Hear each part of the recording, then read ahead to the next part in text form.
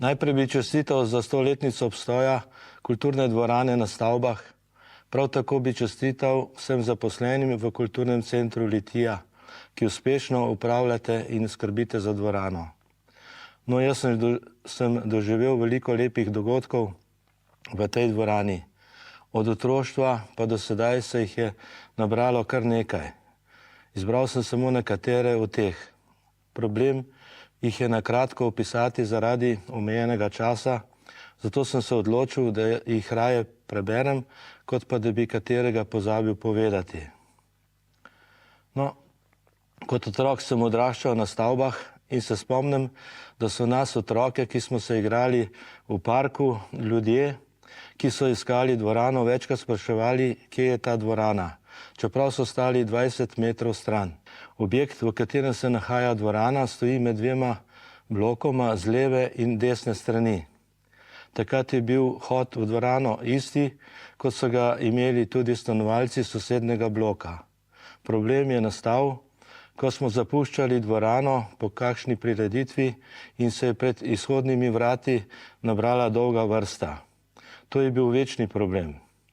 Ta vhod v dvorano, ki je sedaj, je bil narejen dosti kasneje.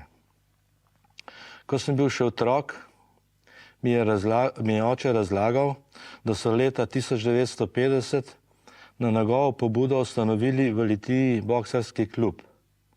Zanimivo je to, da so imeli sedež kluba prav v tej dvorani na Stavbah. Na oder, kjer stoji še danes, so postavili boksarski ring za treninge in tekmovanja. V glavnem so bili takrat člani kluba samo domači fantje iz Litije. Oče je bil takrat tudi trener ekipe in so tekmovali kar nekaj let, tako doma, kot tudi drugod po celi Sloveniji. Kot majhni otroci smo v to dvorano hodili po darila, ki jih je delil dedek Mraz. Bila je polna dvorana otrok. Sedeli smo na stolah in nastrpno čakali, kdaj te bo dedek Mraz poklical, da si šel k njemu po darilo. On je stal na odru in nas poimensko klical. Veselili smo se vsakega darila, ki smo ga dobili. Kot učenci osnovne šole smo šli z razredom večkrat pogledati v to dvorano razne prireditve, kakšno igrico, gledališko predstavo in še kaj drugega. Takrat smo bili najbolj veseli, da nam je odpadel pouk. Še en lep spomin imam iz mojega otroštva na to dvorano skozi šport in to je namizni tenis. Leta 1965 se je v hali Tivoli odvijalo svetovno prvenstvo v namiznem tenisu in takrat je postal ta šport kar naenkrat zanimiv v Sloveniji. Tudi na Stavbah smo takrat že imeli mizo in smo veliko igrali otroci in kot starejši kot otroci.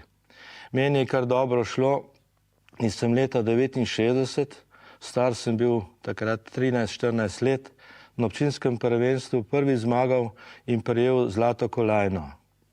Od takrat naprej sem aktivno igral tenis in nogomet hkrati. Nogomet sem začel trenirati že 4 leta prej, ko sem bil star 10 let. Omenjam tenis zato, ker se je leta 72 in 73 ravno v tej dvorani prvič igralo občinsko prvenstvo v namiznem tenisu. Sedeže v dvorani so izpraznili in na sredini postavili mize za igrati. Tudi takrat sem bil prisoten na obeh prvenstvih in obakrat sem zasedel drugo mesto pri mladincih in kasneje pri članih. V tej dvorani smo imeli igralci za igrati veliko prostora in smo uživali. To je bil v tistih časih za namizno-teniški klub Litija velik dogodek. Prav tako za nas, igralce, tega ne bom nikoli pozabil. No, sedež namiznega tenisa smo imeli kot kluba, smo imeli v osnovni šoli v tistih kletnih prostorih, ki so bili zelo majhni. Treniral nas je pa Hinko Lebingar takrat v tistem času. V moji mladosti smo velikokrat plesali v tej dvorani, na mladinskih plesih, kot smo mu rekli. To je bilo v 70-ih letih in še kar nekaj let kasneje. Takrat sta bili v Litiji dve glasbeni skupini. Ena se je imenovala Volvox, druga pa Iskre. Ti plesi so bili kar pogosti ob sobotah in smo se mladi na ta način tudi družili. Spomnim se, da so bili stoli za sedeti postavljeni okrog in okrog ob steni dvorane, da je bilo na sredini dvorane dovolj prostora za ples. Na eni strani smo sedeli fantje, na drugi pa dekleta. Najbolj mi je ostalo v spominu, ko smo v pauzi sedeli in si ogledovali dekleta nasproti in si izbral dekle, s katero bi šel rad plesati. Ko so začeli igrati, si šel čez celo plesišče do dekleta, si se rahlo predklonil pred njo in jo vprašal: prosim za ples, si rekel. Če je dovolila, je prikimala in ostala, če ne, pa je odkimala. Obrnil si se in šel zaprositi drugo dekle. Deklet je bilo veliko, tako da se je ena že našla.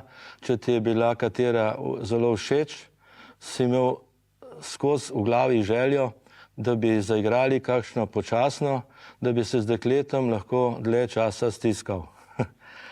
Ja, to so bili drugačni časi kot sedaj. V tej dvorani je predilnica Litija dolga leta organizirala ta ples. Bil je namenjen zaposlenim, poslovnim partnerjem in nekaj občanov je tudi prišlo na ta ples. To je bil ples na elitnem nivoju. Obleka naj bi bila presenečenje, zato se o tem prej ni dosti govorilo. Sploh pa ženske. Vsaka zase so skrivale pred drugimi. Ženske so kar tekmovale, katera bo lepše oblečena. Prav tako je veljalo za moške, ki so bili vsi oblečeni v obleki, srajci in seveda v kravati. Tudi bara se spomnim, ki se je nahajal pod odrom. Sedeli smo na nekakšnih nizkih lesenih jurčkih, notri so bile majhne okrogle mizice in bil je majhen šank, kjer si lahko naročil predvsem žgano pijačo. Notri se je vrtela samo disko glasba in v glavnem se je tu zbirala mladina. No, v tej dvorani se uspešno organizirajo razne prireditve, glasbene, kulturne, igrice za otroke, predvajajo se filmi in še in še. Tudi ženo sva od vsega začetka abonenta in hodiva z veseljem obiskovati vse gledališke predstave ob četrtkih in tudi ostale prireditve si ogledava, če je le mogoče. Na koncu naj zaključim željo, naj se obnova dvorane čim prej zaključi in da bo še naprej služila svojem namenu kot do sedaj. Tudi mesto Litija si tega zasluži. Kulturnemu centru pa bi se rad zahvalil za povabilo v to oddajo, da sem lahko povedal nekaj mojih spominov na to lepo dvoranico. In pa hvala vsem gledalcem, da ste me poslušali. Nasvidenje.